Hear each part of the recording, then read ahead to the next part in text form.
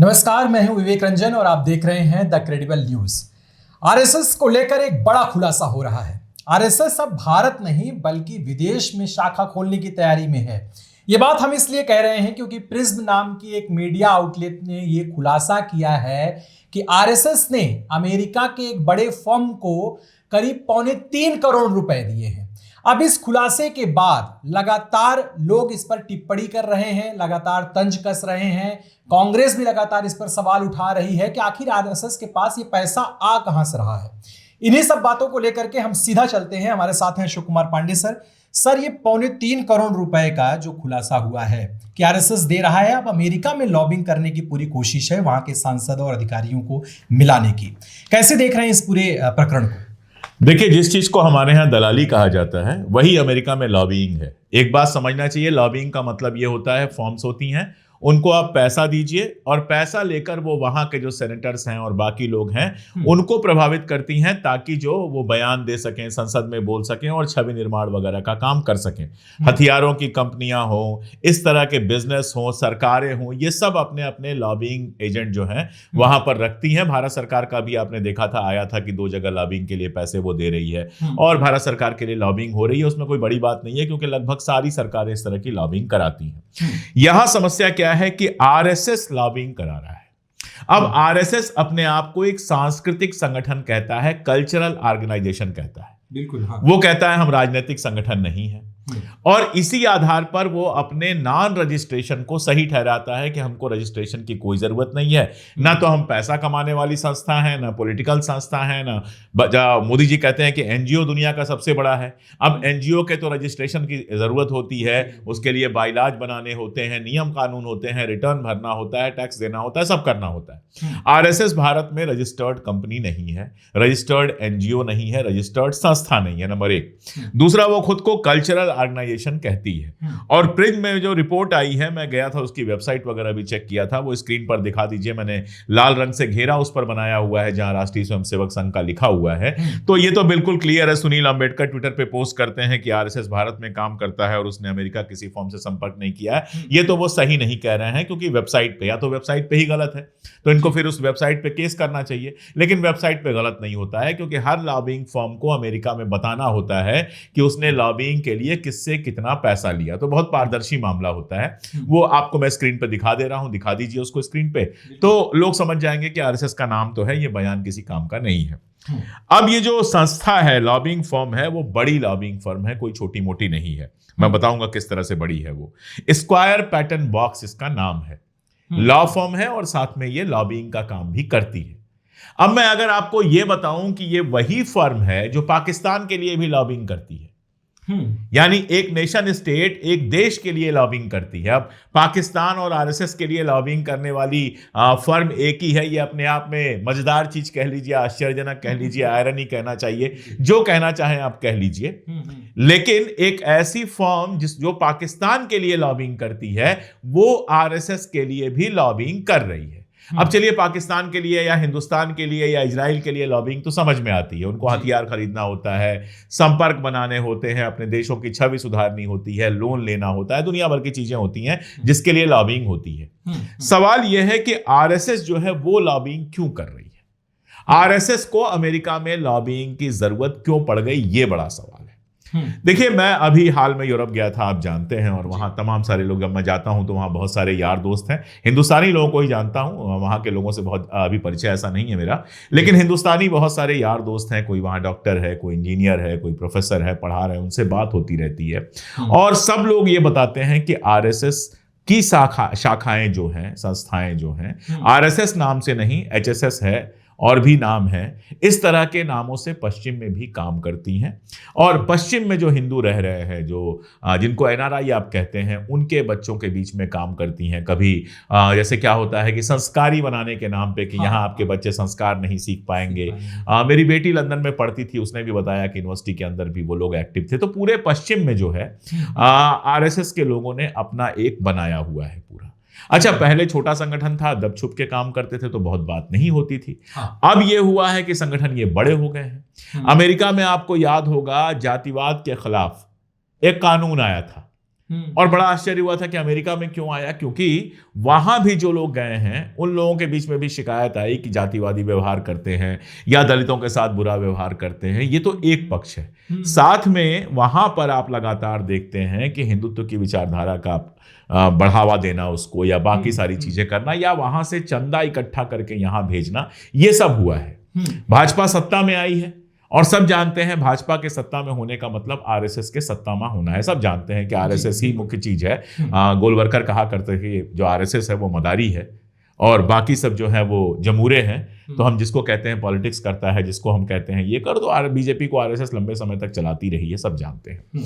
अब हिंदुस्तान में जो आरएसएस की हरकतें हैं उनको लेकर वहां भी बहस हुई, वहां भी सवाल उठ रहे हैं। भारत में कट्टरपंथ स्थापित हो रहा है, भारत में अल्पसंख्यकों के खिलाफ अन्याय हो रहा है, ये सारे मुद्दे वहां भी उठ रहे हैं और आरएसएस पर सवाल उठ रहे हैं। वहां के रिसर्चर्स, वहां के प्रोफेसर्स, वहां के राइटर्स आर्टिकल्स लिखते हैं, पहले भी लिखते रहे हैं, अब और लिख रहे हैं। तो एक तरह से आरएसएस की छवि खराब हो रही है। इस छवि को मैनेज करने के लिए ये पैसे दिए गए हैं। अब सवाल जो मेरे मन में है वो ये है कि भाई आप हिंदुस्तान में तो रजिस्टर्ड है नहीं और अमेरिका में जाकर आप एक लॉबिंग फर्म को पैसे देते हैं। मान लीजिए आरएसएस की जगह कोई और संगठन ऐसा कर रहा होता तो अभी तक तो ईडी पहुंच गई होती, जांच होने लगती, 10 साल के रिकॉर्ड निकलवा लिए गए होते। यहां पे कुछ हो ही नहीं रहा है। तो ये अपने आप में अलार्मिंग है। और थोड़ा बहुत पैसा नहीं, आपने बताया 3.25 करोड़ रुपए सिर्फ लॉबिंग के लिए दिया गया है।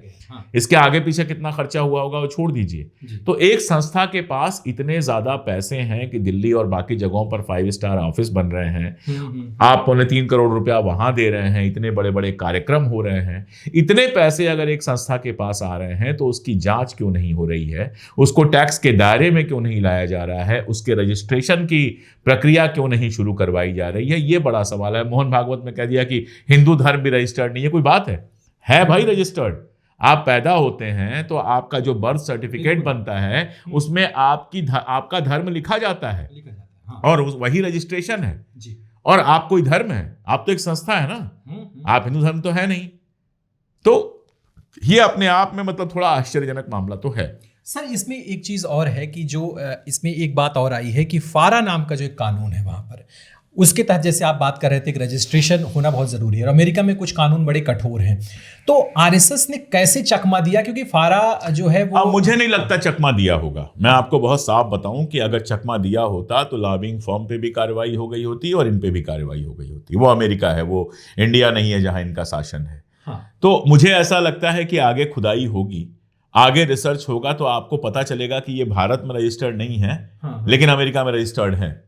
क्योंकि फारा जिस कानून की आपने बात की वो काफी कठोर कानून है। वो ऐसा नहीं है कि चलता फिरता कानून। हमारे यहाँ फेरा है जी, फॉरेन जो पैसा है उसको कंट्रोल करने के लिए हमारे यहाँ फेरा है, फेमा है, ऐसे ही वहां पर फारा है। और उसमें अगर आप विदेशी संस्था के लिए काम करते हैं तो फारा के तहत आपको रजिस्टर करना पड़ता है। इसके अलावा एलडीए भी एक कानून है वहां पर, जहां उसमें भी आपको जानकारी देनी पड़ती है। इन्होंने जो रजिस्ट्रेशन कराया वो एलडीए के तहत कराया।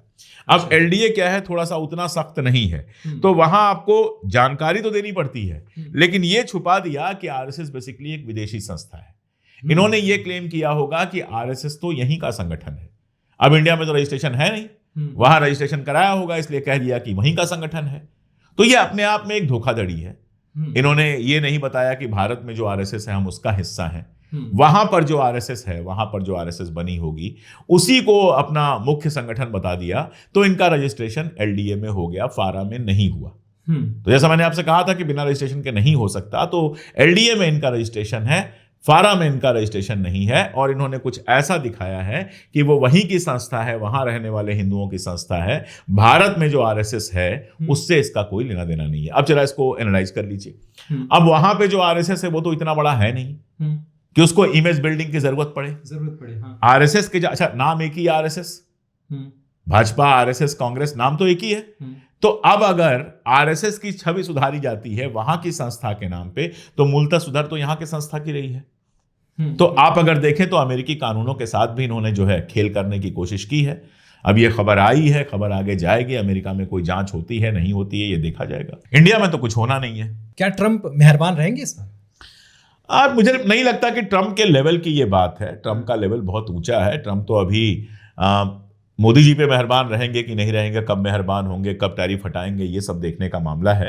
मैंने कहा था कि 3 महीने के अंदर टैरिफ वाला मामला पलटेगा और अभी मेरे ख्याल से मेरे कहे 2 महीने के आसपास हुआ है, तो मैं उम्मीद कर रहा हूं कि अगले 1 महीने में टैरिफ का मामला कुछ हल्का होगा। तो मुझे नहीं लगता कि ट्रंप के लेवल का ये मामला है, लेकिन इस पर जो है हल्ला मच सकता है, क्योंकि आरएसएस को लेकर और जिस तरह का हिंदुत्ववादी कट्टरपंथ पैदा हुआ है उसको लेकर अमेरिका में भी एक हिस्सा है जो काफी विरोध में है। तो सीनेट वगैरह में अगर किसी ने सवाल उठा दिया तो हंगामा मच सकता है, लीगल जांच की मांग उठ सकती है, इससे ज्यादा कुछ होगा। और देखिए आजकल एक तरीका बन गया हिंदुस्तान में, खबर ही दबा दो, दबा दीजिए। हरदीप पुरी का नाम आया मेल में, उस खबर पे बात ही मत करो, अपने आप लोग धीरे धीरे भूल जाएंगे। हमारे टाइप के 2-4 चैनल शोर करेंगे, कितना शोर करेंगे, हमारी पहुंच कितनी है, तो कुल मिला जुला के मामला दब जाएगा। तो आरएसएस वाले का एक तो तकदीर इनकी अच्छी थी कि बिहार चुनाव के 1 दिन पहले ये खबर आई, तो कल तो हम सब लोग बिहार चुनाव में बिजी थे, कल बात ही नहीं हुई, आगे कोई बात नहीं करेगा, तो ये मामला दब जाएगा। हिंदुस्तान में तो जैसा मैंने कहा कुछ होना नहीं है, लेकिन अमेरिका में अगर किसी ने ये मामला उठाया तब तो ये बड़ा मामला हो सकता है, परेशान करने वाला मामला। तो अमेरिका में एक